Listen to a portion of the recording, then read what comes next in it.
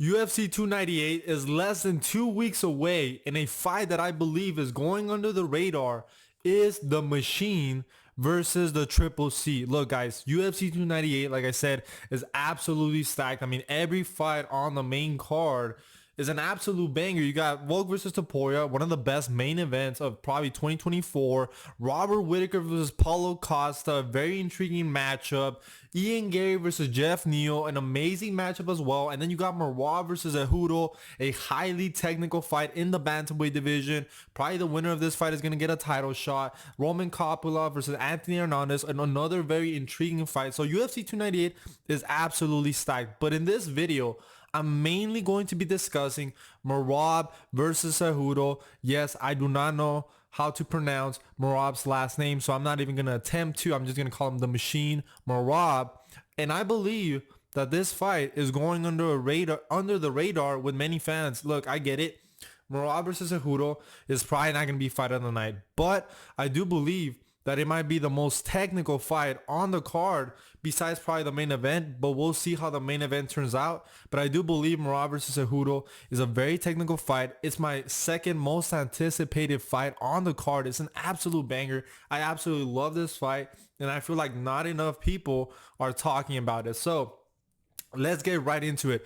I mean, Merab versus Cejudo. There's a lot of things at stake here. I mean, there's a lot of things at stake for Cejudo, a lot of things at stake for Merab. If he wins, whoever ends up winning this fight, you know, they're going to get a title shot. Whoever loses, I believe that they're on a downward trajectory because there's a lot of contenders in the bantamweight division. I mean, you got Chito Vera fighting for the title. Sean O'Malley, obviously the champion. You got Corey Sandhagen as well. You got Song Yadong fighting Peter Yan. So whoever, comes out with a very impressive performance, they could end up sealing the title shot. So it's all about matchups. We've seen in the UFC that the people that deserve the title shots are not the fighters that always end up getting the title shot. You know what I'm saying? It all depends on timing. It depends on the style, on who's the champion. So all of those things are important. So if whoever ends up losing this fight, who knows what's going to happen in their career. But like I said, a lot at stake for both these guys. So let's start off talking about Merab. I mean, Merab,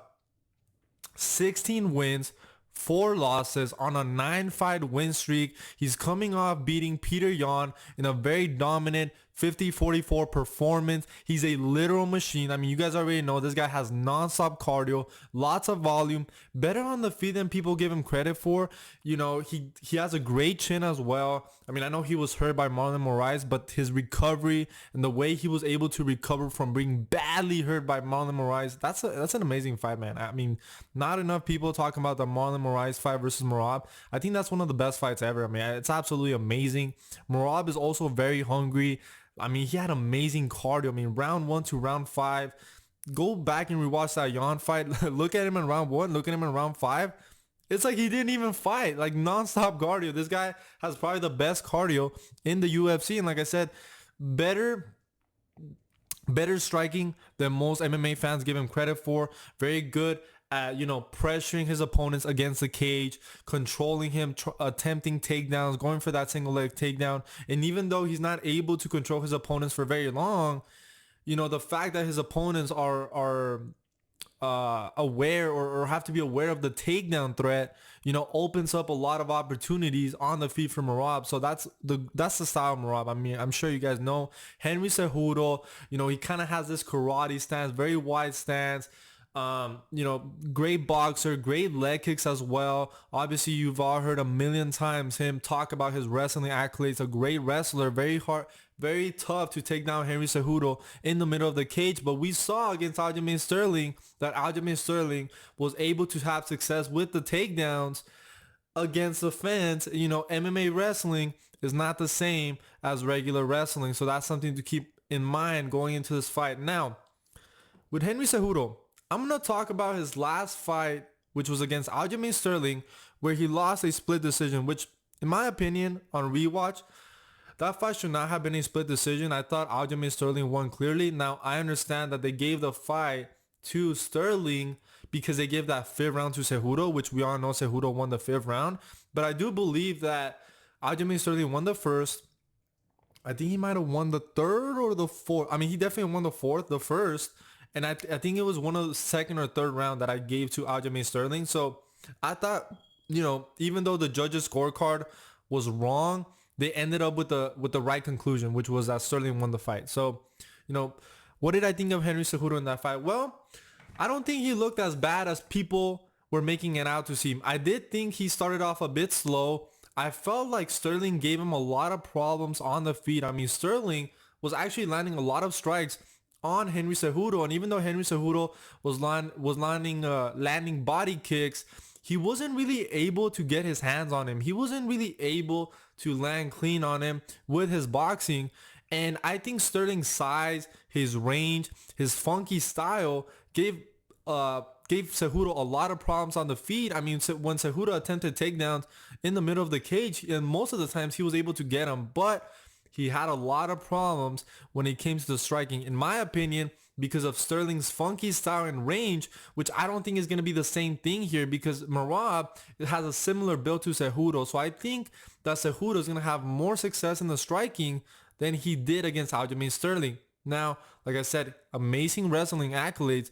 I still think that there's a difference between regular wrestling and MMA wrestling. So I could see a scenario where Merab is able to control Henry Cejudo, and maybe even though Henry Cejudo is trying to get up, if you spend 1 minute 30 seconds, that could be the round, you know what I'm saying? So Henry Cejudo has to keep in mind that, he could be taken down by Merab. He cannot underestimate Merab's grappling skills going into this fight. Like, he has not fought since May against Aljamain Sterling.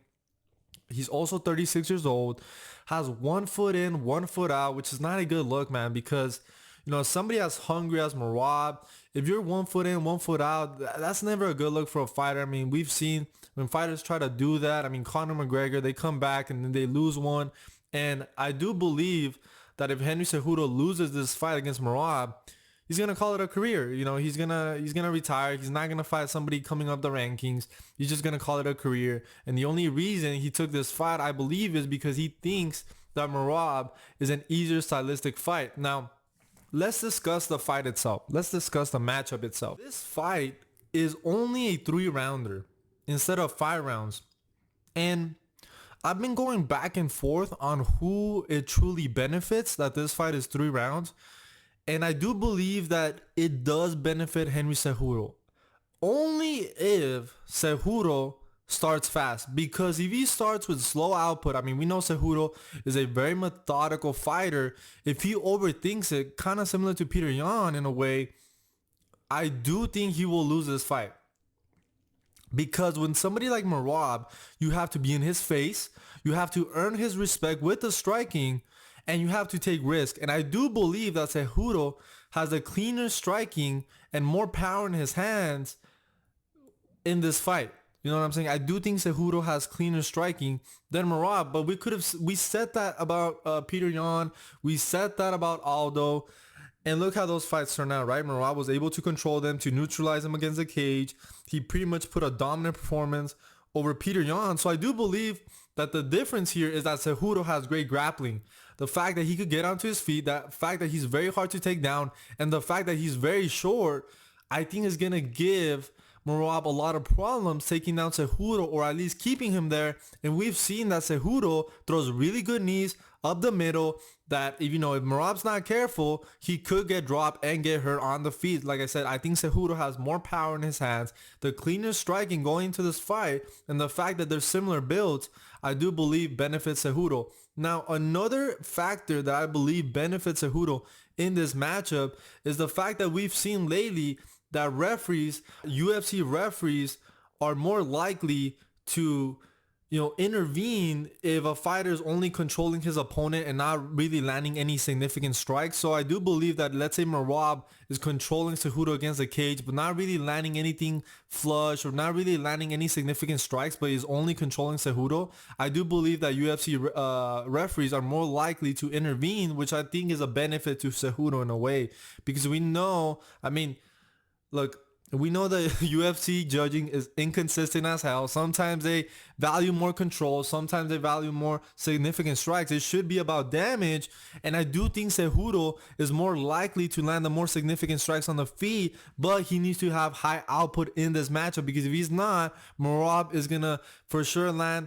I mean, for sure, Merab is going to have high volume, but I do think Cejudo could capitalize on that. The fact that I don't think Merab is as funky as somebody like Aljamain Sterling on the feet, I think Cejudo is going to be able to land a higher clip and better than he did against Sterling. So I think that's a very interesting factor going into this matchup. I mean, it is no mystery that Merab's game plan going to this fight, or any fight, is to shoot nonstop takedowns. I mean, we know he's going to be, shooting nonstop takedowns. And even when he cannot get them, he uses the takedown to set up his strikes, which I do think Merab, like I said before, I think his striking is a bit underrated. I mean, he throws pretty good calf kicks, very elusive on the feet. He's constantly moving, never stationary. I mean, he's not as funky as Aljamain Sterling, but he's also, moving back and forth. And so is Cejudo. I mean, Cejudo has that karate stance, very wide stance. So maybe Merab has a lot of success with those calf kicks against Henry Cejudo. And I'm very curious to see if Cejudo attempts any takedowns here. Maybe he does. Maybe that will be the trick, that Henry Cejudo does attempt takedowns against Merab, which we haven't really seen anybody do lately. So maybe he does have success, because I do think Henry Cejudo has better wrestling than the last couple of opponents that Merab has faced. So another factor, Henry Cejudo, Aljamain Sterling is a more dangerous guy when he has you on the ground. And I think Henry Cejudo knows that. I think he knows that when it comes to the Brazilian Jiu-Jitsu threat and the control, Aljamain Sterling is more dangerous. We've seen Sterling have better control over guys like Peter Yan than somebody like Merab, even though, Merab put a more dominant performance over Peter Yan and has a better cardio. We saw that in the rounds where Sterling was able to beat Peter Yan in the rematch. He was able to control Peter Yan for more time than Merab. You know what I'm saying? It was more about just the non-stop volume that really neutralized Peter Yan for him in that fight. Now, like I said, going back to it, I think Cejudo has to put pressure early, and I think he has to earn Merab's respect in the striking. Now, let's just cut to the chase. Who do I believe is going to win this fight? This fight has split decision all over it. I mean, I could see a situation where 29-28 Cejudo, 29-28 Merab, and the winner by split. This fight has split decision all over it. But I'm gonna go with Henry Cejudo. And when this fight got announced, I did think the same thing. I was like, you know what? I do feel like Henry Cejudo is a bad stylistic matchup for Merab, in the sense that, Henry Cejudo has amazing grappling. He could defend the takedowns, and I think he's very explosive on the feet. The fact that he has a similar build, I think, is going to give a lot of success to Cejudo. Also, the fact that the fight is only 3 rounds, I could see a situation where Cejudo is able to bank 2 rounds and win the fight. And I do think that, the fact that Merab doesn't have the same Brazilian Jiu-Jitsu threat of somebody like Sterling is going to give a lot of confidence to Cejudo on the ground. So, and like I said, Cejudo can also attempt takedowns here. I would not be surprised if Cejudo tries to attempt takedowns. Like I said, I do think Merab is a faster guy. I think Cejudo is the more powerful guy. And the fact that Cejudo is 36 years old, I believe Merab is 30, 31 years old. I mean, that's a good advantage for Merab, which does concern me. Another thing that concerns me is that Cejudo has 1 foot in, 1 foot out, which, like I said, it's never a good look for a fighter. If he doesn't win this one, Cejudo's going to call it a career. So maybe he fights this one with a bit of a chip on his shoulder, because he knows that if he loses against Merab, it's probably his last fight in his UFC career. So I think it's all or nothing for Cejudo here. I do think he has a better striking. I do think he's become a bit underrated since that Sterling fight. And I think, he did better in that Sterling fight than people give him credit for. I think the fact that he had ring rust, the fact that Sterling's range and height and build just gave Cejudo a lot of problems. And I think he underestimated Sterling a bit when it came to the grappling. And I think he knows that, Sterling, Merab, training partners, best friends. He knows that going into this fight. And he also knows that the fact that the fight is 3 rounds really benefits him, but he has to put his foot on the gas early, because if he lets Merab getting any sort of momentum, it's going to be very hard, because Merab's going to be controlling you from round 1 to round 3. And if Merab's able to have a lot of success in that first round, I don't really see Cejudo winning this fight, because I think Cejudo needs to win that first round. I think he needs to get his respect on the feet. I mean, Cejudo throws really good head kicks, really good knees up the middle, has really slick boxing as well. He just, he throws a lot of single strikes. Like, Cejudo doesn't really throw in combinations, and sometimes he waits too long because he's trying to find the right shot. So I don't know, that might play against him in this fight, but ultimately, guys, I am going to go with Cejudo. I just see him winning a decision here, a 29-28. I do think that he has the better striking, which is ultimately why I'm going for him, and I do think he has the wrestling skills to neutralize Merab, or at least, stop him and get up to his feet. And like I said, we've seen a lot of UFC referees lately that, they're more likely to intervene if the opponent is just controlling his opponent and not really landing any damage. And I could see a situation where Merab is controlling Cejudo against the cage, not really able to get the takedown, and the referee stepping in and separating them and getting back to striking range. You know what I'm saying? So that's ultimately why I'm going with Henry Cejudo. Let me know what you guys think down below. I know Merab is the machine, non-stop cardio. I really like Merab as well. I'm a fan of both these guys. But, when I thought about the matchup, I think I'm going with Cejudo, man. I'm going with the Triple C. Let me know what you guys think. I think a lot of you guys are going to disagree, but that's just my opinion, guys. I hope you guys have a good one. Please make sure to like and subscribe, and I'll see you guys in the next one.